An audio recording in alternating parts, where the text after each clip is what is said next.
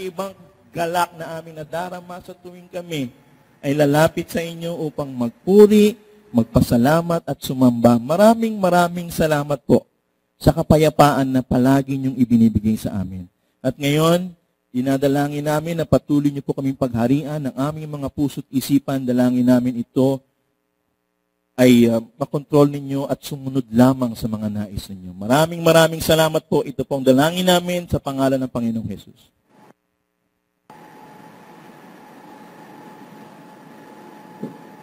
Mark 9:23.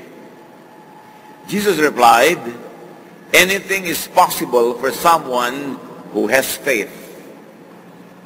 Napakalinaw ng sinabi ng Panginoon, ang lahat ay posible sa mga nananalig, nananampalataya, naniniwala. Faith heals. Tunay na kapagpapagaling ang totoo at buong pananalig. Salamat, Panginoon, dahil kayo ay nagbibigay sa amin ng liwanag, karunungan na gabay sa aming pang-araw-araw na buhay. Ngayon, Panginoon, kami po inyong pakalinisin at kami turuan, akayin.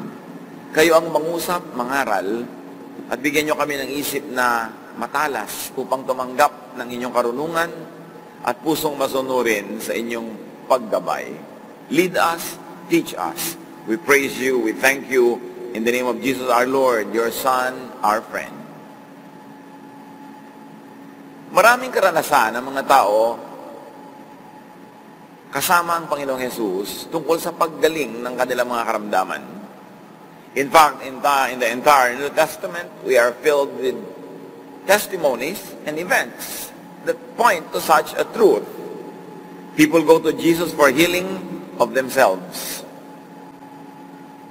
Maraming lumapit kay Jesus na sarili nila ang daladala nila, inilalapit nila at sinusumamo ang kanilang paggaling.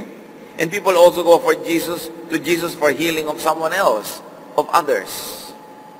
Meron naman na ang daladala nila kay Jesus ay yung sakit ng kanilang mahal sa buhay, kamag-anak, empleyado, inilalapit nila, bagamat yung may katawan na may sakit ay wala ron o hindi alam na sila ay inilalapit pala kay Jesus. John 4:46-47, an example, there was a certain royal official whose son lay sick at Capernaum.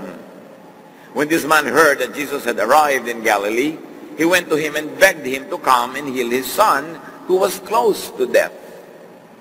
Iba't ibang mga halimbawa ang ating makikita sa Gospels. Pero may mga taong lalapit kay Jesus, ang kanilang isinasumamo, pagalingin yung kanilang mahal sa buhay o yung taong mahalaga sa kanila. And we see that Jesus reacts to their faith. Hindi sila binabaliwala. Pinapakinggan sila at napakadalas yung kanilang inilalapit ay nakukuha nila. Matthew 9:28-29, halimbawa yung dalawang bulag na lalaki, and he asked them, "Do you believe that I am able to do this?" "Yes, Lord," they replied.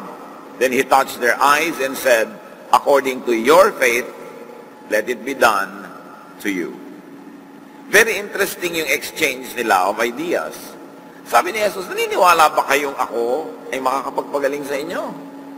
Opo, naniniwala kami.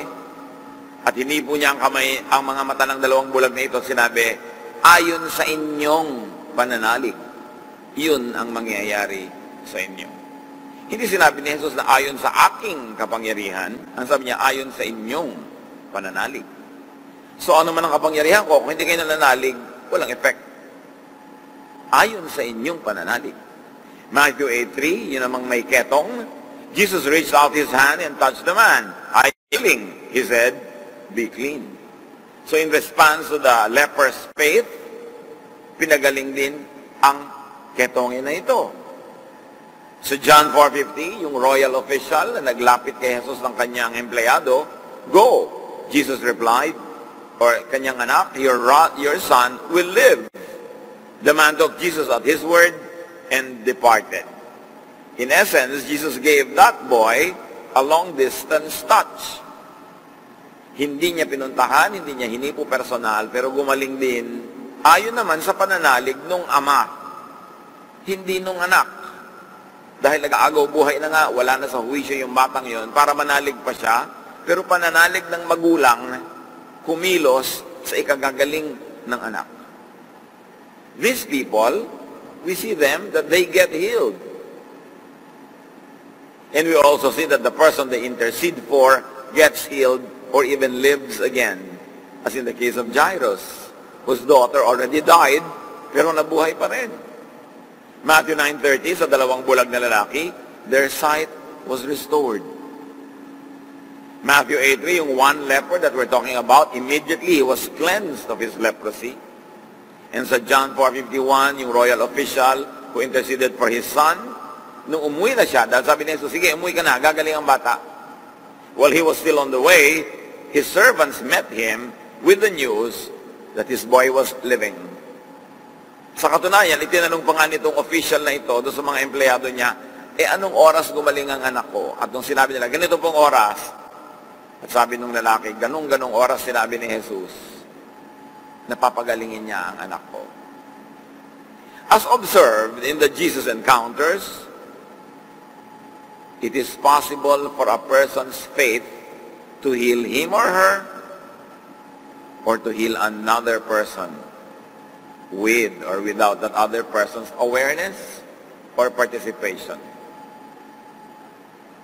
Namnamin, dibdibin natin ito mga kapatid.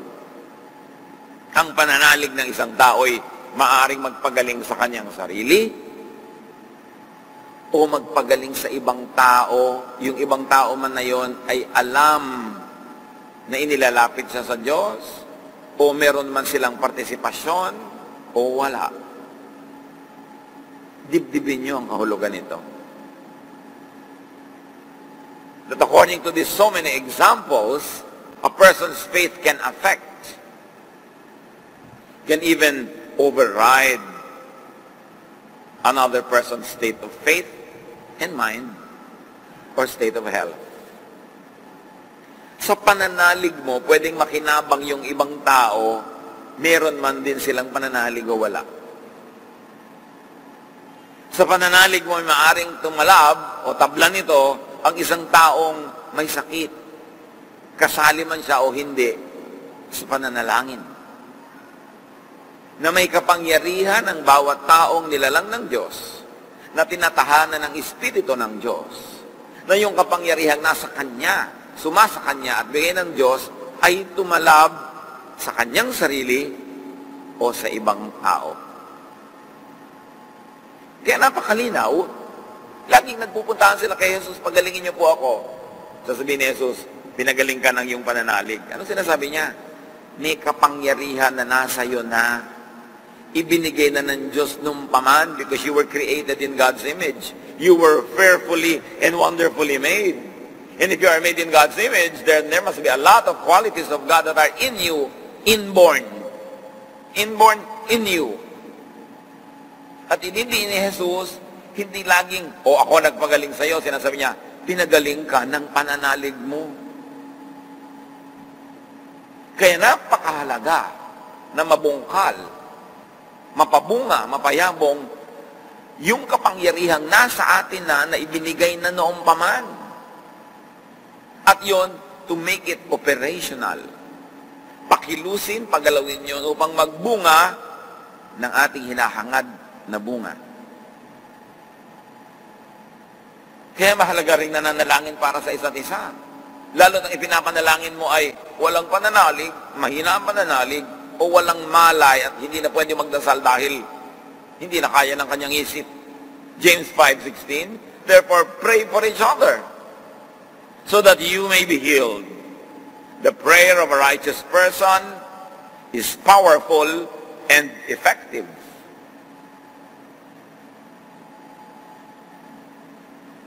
Naintindihan ba natin na ang pananalig ng isang taong makadiyos at ang kanyang panalangin ay napakamabisa? Marami ng mga pag-aaral sa medical field na may mga pasyente sa mga ospital under controlled situations, pare-pareho ng sakit, pare-pareho ng iniinom na gamot, pare-pareho ng protocols na tinatanggap, pero may mga grupong ipinananalangin at may grupong hindi ipinapanalangin.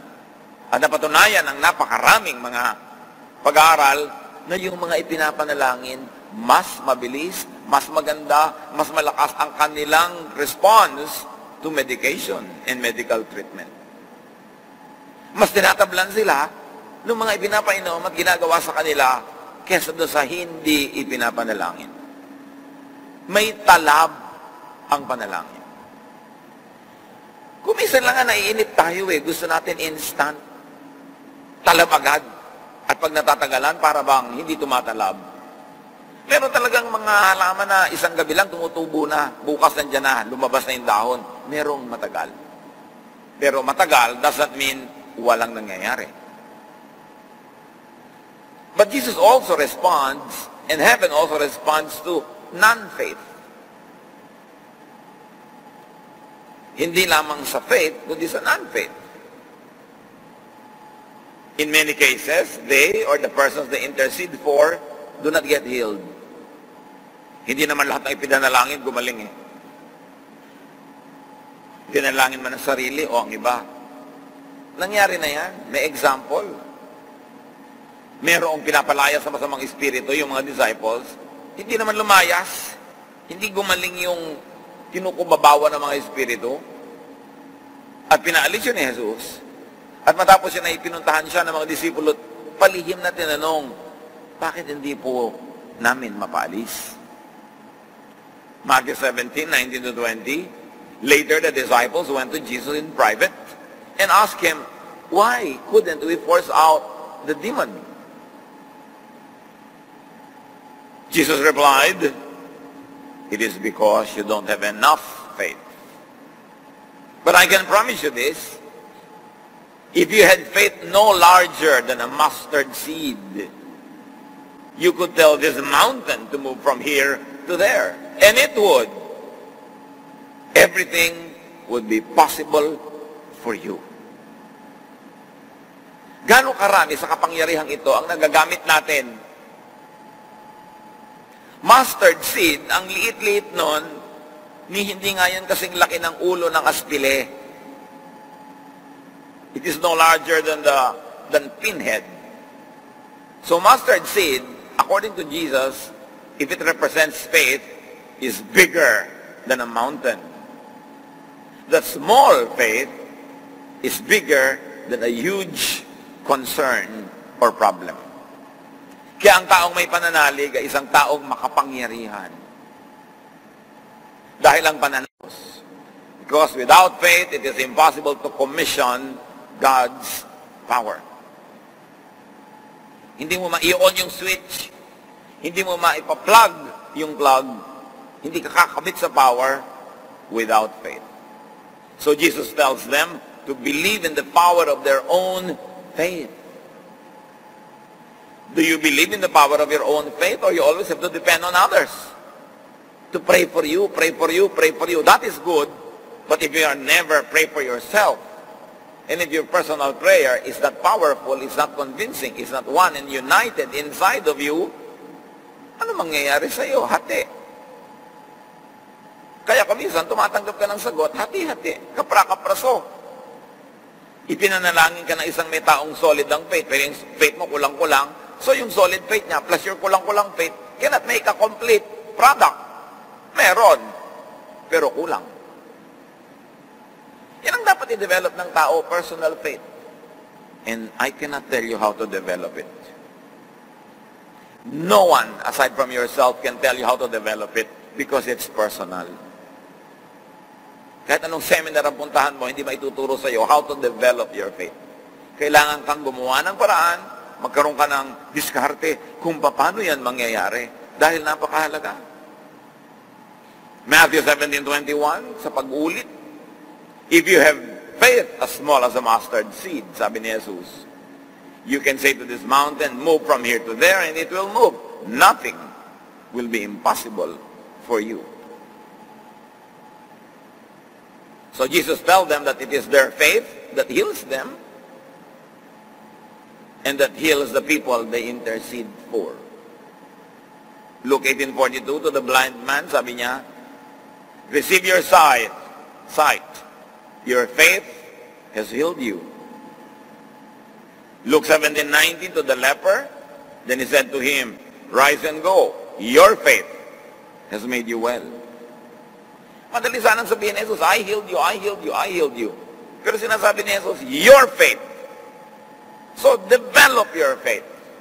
Put your faith to work. Do not always over-depend on others, even on Jesus. He was very clear. Your faith. So sabi ng mga disciples, bakit hindi po namin mapaalis?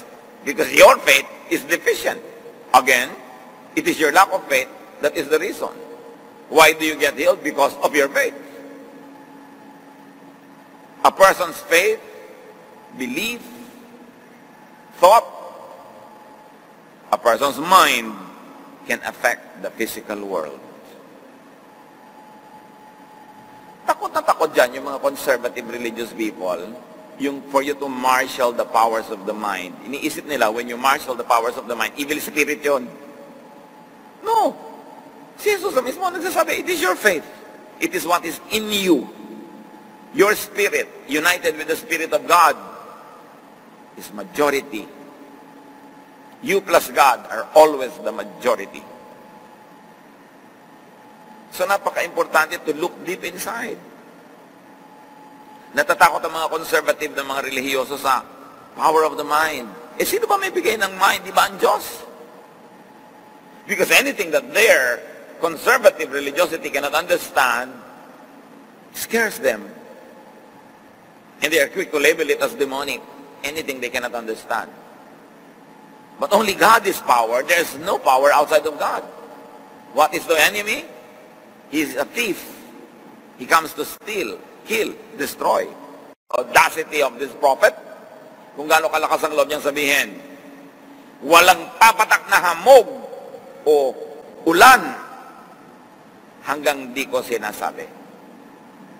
The power of his mind, the power of his faith, the power of his prayer, pinigil ang ulan. Ilang taon na nagkaroon ng tagsala, tagtuyot sa buong bayan dahil sa isang propeta na nanalig at nanalangin na hindi uulan. A person's own mind can affect his or her own body. Kaya mahalagang umiinom ka ng gamot, naniniwala ka rin. Pero kung naniniwala ka, wala kang iniinom, paminsan-minsan, may talab pa rin. Pero ba't ikaw minom? Diyos din naman ang lumikha ng mga gamot, lalo't mga natural derivatives, mga nakukuha sa mga ugat, bunga ng halaman, dahon ng halaman. Di pagsasabayin mo yung physical at saka yung spiritual, yung material at non-material, yung pananalig at yung practical, powerful yan. Pero, gagamutin ka, wala naman ako sampalataya sa doktor na to, parang doktor kamatayan ang itsura. Hindi ka talaga tatablan. Yun naman mga naniniwala sa doktor nila, papunta pa lang doon sa klinika, gumagaling na. Kasi may pananalig. Naniniwala ka sa asawa mo, di napakahalaga, gumaganda ang relasyon nyo. Duda ka ng duda, di papangit ang relasyon nyo. Naniniwala ka na pwede ma-accomplish ng anak mo yung gusto niyang gawin, kahit sa tingin mo mahirap. Nagkakaisa kayo sa paniniwala. Dinidisiplina mo ang sarili mo na makiisa sa paniniwala niya, parang walang kumukontra, tumatalab. A person's own mind can affect the body of other people.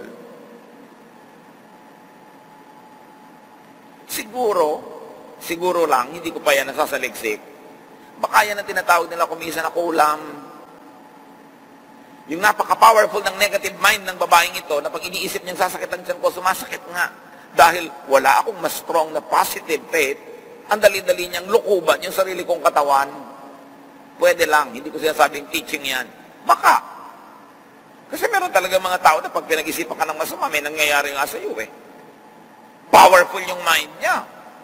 Kung yung mind mo nga, yung faith mo makakapagpagaling positively sa iba, di pwede ka rin bigyan ng negative power ng iba. Kaya dapat malakas ka na pag dumadating yung mga negative nila, talbog dahil mas malakas yung positive mo. It is important not to be a spiritual vacuum because you will attract anything. Dapat buo ka. Alam niyo ba na ang sakit ng lipana? Katabi niyang ilong niyo ngayon, mga mikrobyo ng TB. Malay niyo yung katabi niyo, meron mismo. Di ba? Hindi natin alam yan. Nandyan yung lahat ng kung ano-anong bakterya, nandyan lahat-lahat yung mga virus. Laging nandyan ang sakit. Pinagtatangkaan, walang tigil, walang humpay, nalupigin, pasukin ang katawan mo. Pero ba't ka hindi nagkakasakit? Kasi malakas ang immune system mo. Mas malakas kesa doon sa sakit. Subukan mong lagi kang puyat. Hindi ka nakakakain ng masarap. Problemado ka pat inis at galit. Ang dali mo sipunin. Kaya pag lagi may sipon, siguro lagi kang galit. Siguro lagi kang takot. Siguro hindi ka nagpapahinga. Siguro hindi ka kumakain mabuti. Bakit? Kasi laging nandyan yung mga mikrobyo na yan. Pero nananalo lang sila pag mahina ka. Kaya dapat pinapalakas ng tao ang katawan. The best medicine is preventive. Kumakain ka ng masustansya, nagpapahinga ka, inaalis mo yung mga galit, mga puot, mga inis sa utak mo. Kasi ang negative emotion, nagpapahina ng immune system. Napatunayan na yan ng siyensya. At napatunayan din ang mga pasyenteng masaya, maraming dalaw, yung humahalakak, tumatawa, ang bilis gumaling. Ang emosyon natin ay espiritu. Yung espiritu ay malakas. Gusto mo palakasin ang sarili mo laban sa sakit? Kahit hindi ka inom ng mga multivitamin o kung ano pa, pero yung masaya ka, kumakain ka ng tama, nagpapahinga ka, ang lakas mo nun. Dinagdagan mo pa ng mga tamang supplement, di lalo ka pang lumakas. Ngayon, translate that to spirituality. Madali kang matukso, madali kang matalo ng tukso kasi hindi ka malakas sa loob. Madali kang magalit, madali kang mainis, madali kang mapuot kasi hindi malakas yung loob. Kaya dapat malakas ang loob, buo ang loob. Physically, emotionally, spiritually. And Jesus grew in wisdom and stature, in favor with God and men. He grew physically, mentally, socially, spiritually. A total person. Kaya importante yung nagpapasaya ka sa kapwa, pinapasaya mo ang sarili mo para malakas ang laban mo sa sakit. Sinusuri ko ang napakarami mga cancer patients. At madalas lumalabas ang isang trend. Marami silang frustration. Ano man yun, maraming sikil na sikil damdamin hindi na ipahayag, o inis na inis sa mga kasambahay, o sa asawa, no? O sa kung sino man, na hindi masabi-sabi, nagiging cancer. Bakit nga hindi? Ipon ka ng ipon na sama ng loob. Imagine nyo, sama, tapos nasa loob. Nasaan? Nasa loob. Hindi ba magiging sakit yun? Sama nga ng loob eh. Kaya mahalaga yung nakakahinga. Naihinga-hinga mo para hindi mo dala-dala. So, pwedeng tablan ng iyong pananalig ang iba. Siguro yun din yung ibig sabihin ng curse. Yung negative pananalig, negative energy, pwede ka rin tablan kung karapat dapat kang tablan. Sabi no, koy, sinumpa po akong nanay ko, tatablan ba ako, kaya ako noon? Aba, kung wala ka talagang kakwenta-kwentang anak, siguradong tatablan ka noon. Pero kung ang husay-husay mo anak, ang galing-galing mo, kahit mamalat yung nanay mo na kasusumpa sa'yo, hindi tatalab yun. Kasi baka ang problema sa kanya, hindi sa'yo. Ang mahalaga, anong nasa loob mo? Dahil yun ang kakapitan ng anumang gustong pumasok at sumanib sa'yo. Kaya maganda, yung loob mo malinis, yung loob mo tahimik, yung loob mo payapa. Physically and spiritually. As long as those other people, tinatablan sila, are at least passive, or do not consciously oppose that faith or belief or thought, tatablan sila ng powerful prayer of righteous people. Matthew 18:19, I promise you that when any two of you on earth agree about something you are praying for, my Father in heaven will do it for you. Habang kayong dalaway nagkakasundo, nagkakaisa sa inyong pananangin, sa inyong pananalig, sa inyong layunin, ibibigay ng Ama sa langit. So what is important for effective prayer? Agreement. Oneness. Unity.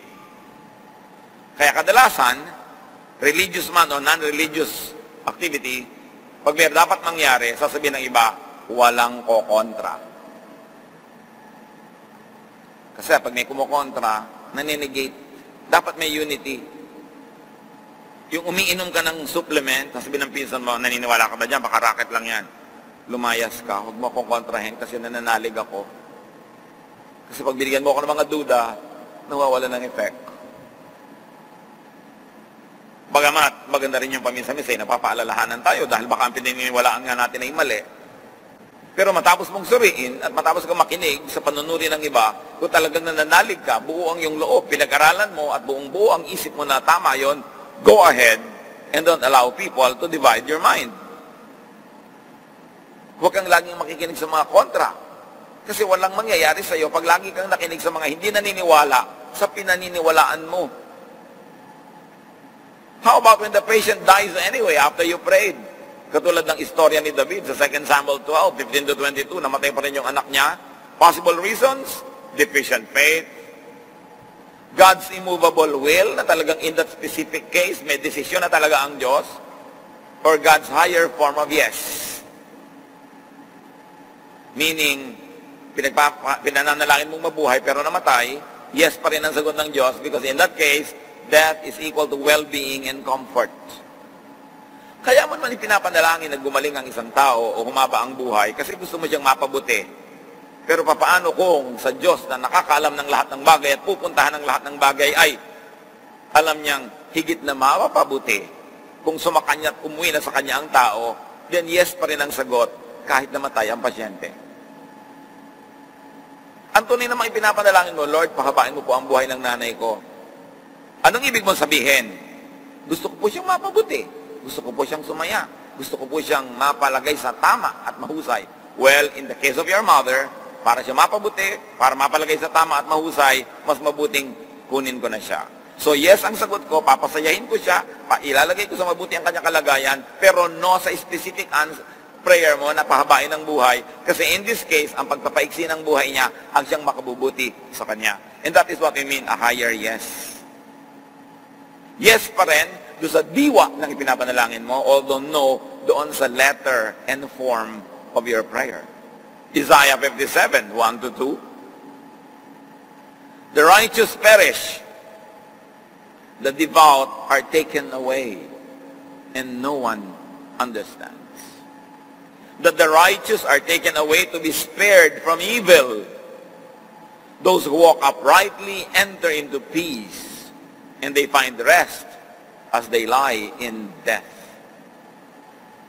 So may mga kamatayan na yun talaga ang sagot ng Diyos para iligtas yung tao sa mas higit pang dilubyo kung lumawig pa ang buhay niya. At Diyos lang ang nakakaalam kasi ng ending eh.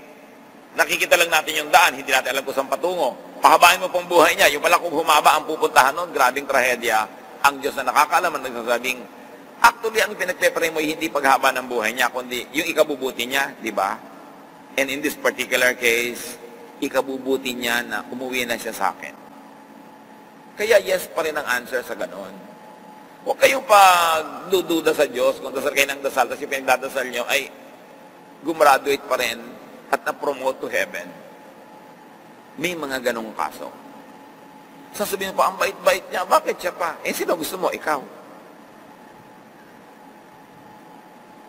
Huwag mo itinatanong bakit siya pa. Kasi, ang Diyos na nagpapasya. Ang bait-bait niya, yun nga ang bait. Kaya kinuha na dahil imagine naman, kasama ka sa buhay. So, pinagpahinga na ng Diyos. Pwede ganun eh, di ba? But because of our limited knowledge and perspective, dahil hindi naman talaga natin alam ang kalooban ng Diyos, just pray anyway. Ipag-pray mo lumawig ang buhay, wala namang mawawala kung ipag-pray mo yan. Pero kung after your prayer, ang sagot pa rin ng Diyos ay gumraduate siya, tanggapin naman buo sa loob. After all, ipinanalangin mo na. And therefore, nagawa mo na yung part mo, let God do His part. Hindi naman siya obligadong laging ibigay technically yung yes sa letter of our prayer. Although the yes could be to the spirit of our prayer. So spirit, faith, and belief really means thought. And thought can affect matter. Totoo yung mind over matter. Just replace mind with faith. Kasi ang faith naman is a mental process. Faith is a mental construct. It's in the mind. So, it's really mind over matter up to a point. Merong mysterious point na hindi yun laging totoo. But you don't know. So pray anyway. James 5:14-15. Is anyone among you sick? Let them call the elders of the church to pray over them and anoint them with oil in the name of the Lord. And the prayer offered in faith will make the sick person well. The Lord will raise him up. Hindi ito magic. Akala ng iba, pag nag-pray sila, nagkapit-kapit kamay, nilagyan ng langis, gagaling na bigla. May mechanics at may dahilan ng mga ito. Yung call the elders to pray over, ibig sabihin, for prayer to be effective, there has to be community, unity, agreement. Again, di ba? Agreement. And anoint with oil, it doesn't have to be literal oil. Kasi nung araw, yung oil ang kanilang pampagaling, disinfectant, pampabigay ng comfort, sama-sama na yon. But what it's really saying is, you want the sick person to get well, be united in approach. And then, do what is practical, give them physical ministration, as symbolized by the oil. Marami na equivalent yung oil na yon ngayon. Hindi na tayo laging dapat oil lang. May sinisimbolize lang yon. Nananalig ka, magkaisa kayo, and do what is practical. Do something clinical. Kasi nung araw, pag ina-anoint ka ng oil, may disinfectant power ang oil. And merong comfort yung oil. At alam natin ngayon sa mga mahilig sa mga pure natural oils, na meron talagang healing power ang oil.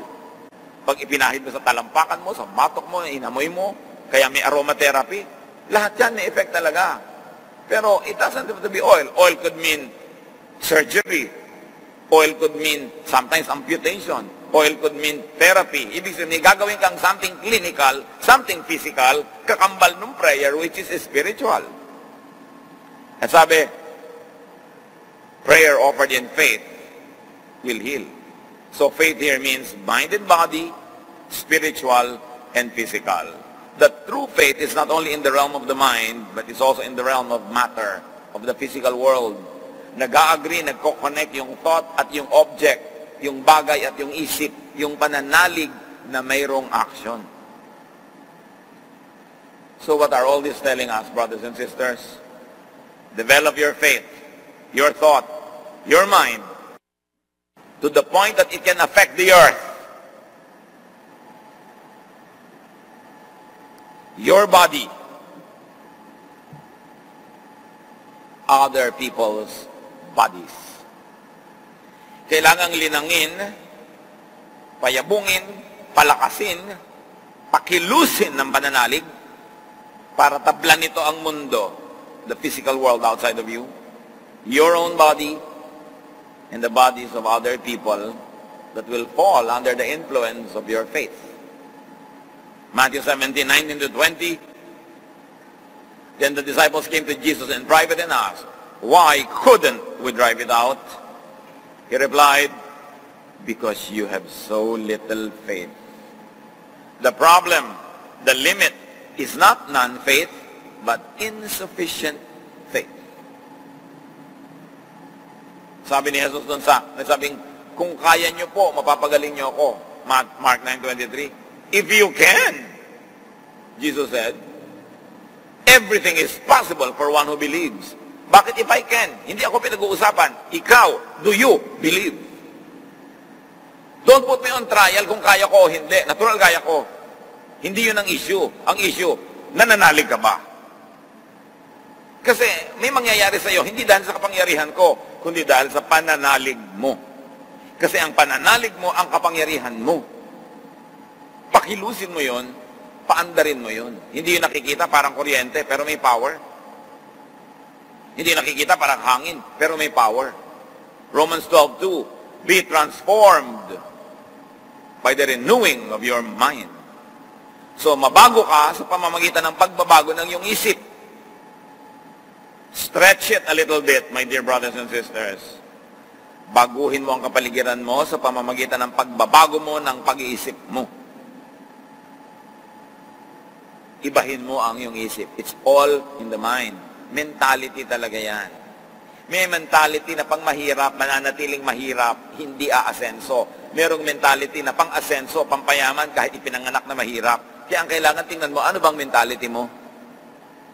Pag may problema, lagi mo, ganyan lang talaga yan. Wala tayong magagawa. Ay, wala ka talagang gagawin kasi yun ang mentality mo. Pero pag ang mentality mo, hindi dapat ganyan yan, dapat may gawin tayo. Yung kung hindi tayo ay sino ang kikilos, may mababago sa mundo dahil may pananalig ka. Dahil merong nagbago sa iyong isip.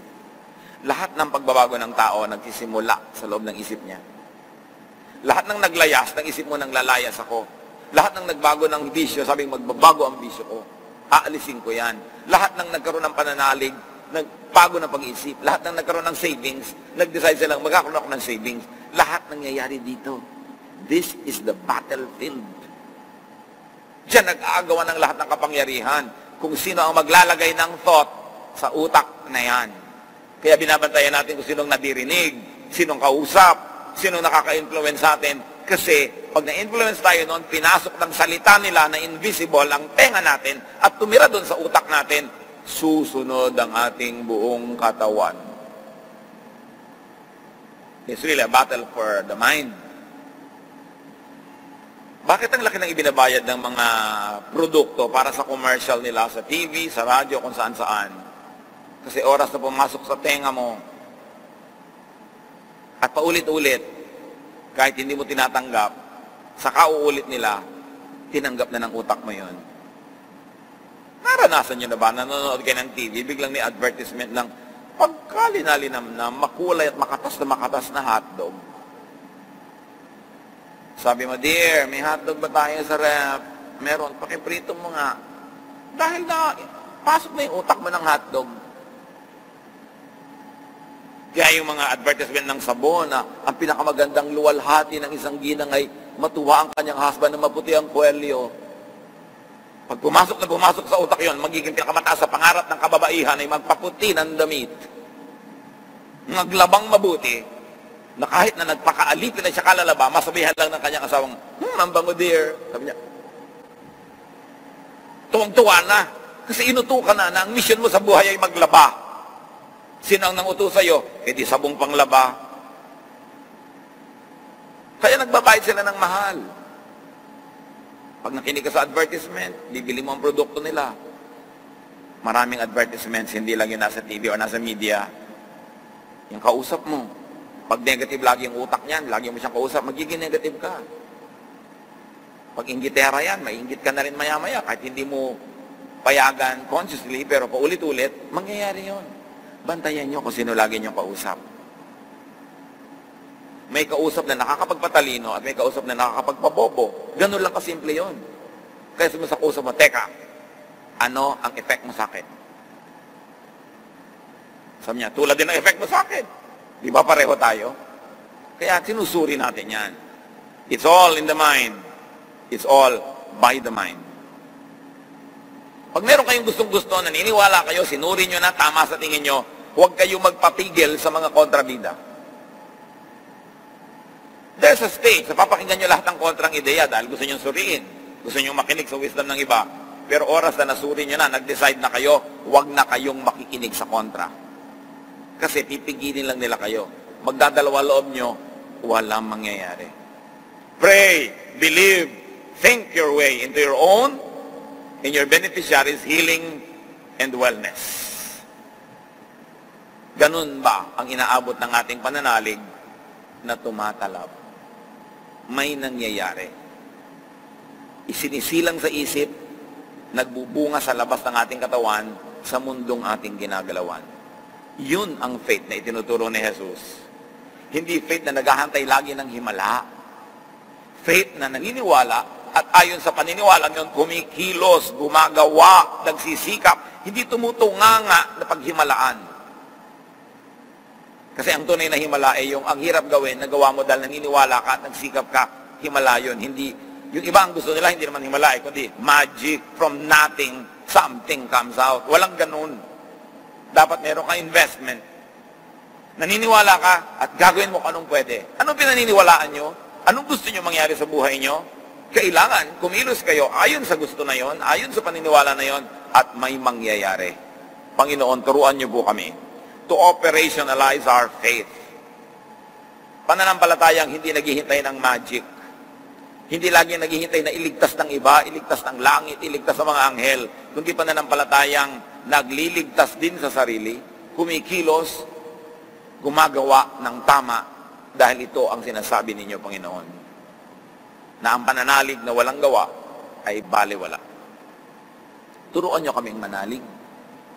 Turuan nyo kaming kilalanin ang dapat panaligan at hindi.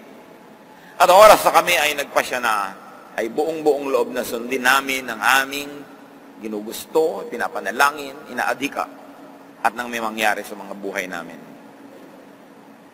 Sa mga kapatid na malalakas ang mga pananalig, turuan mo kami to be prayerful even for others. Dahil kitang-kita na may talab naman yon.